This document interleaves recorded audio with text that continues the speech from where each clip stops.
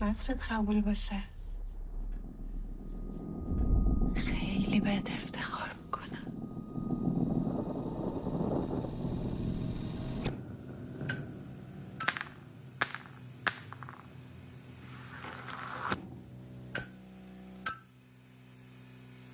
خب الانم که قاضی تحقیقات شده این خطرها هست دیگه. گفتم شرایط زندگی ما عوض شده، باید خیلی مراقب باشی. اینو بهم دادن برای حفاظت شخصی. برای چی؟ حفاظت از خودمون. الان از تو چیزی خواستم؟ ناحقه.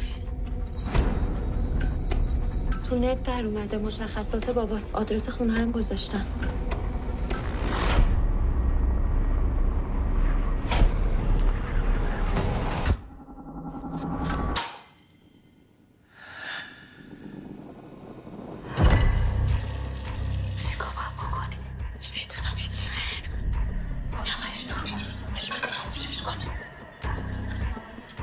اشتباه دیدی بود که به زن و بچه‌ت گفتی کارت چیه؟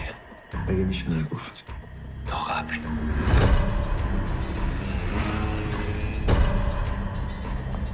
رضوان کجایی؟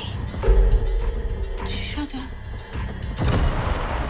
نگرانی خانوادت بفهمن چی کاره ای؟ من از هیچ کس نمیترسم.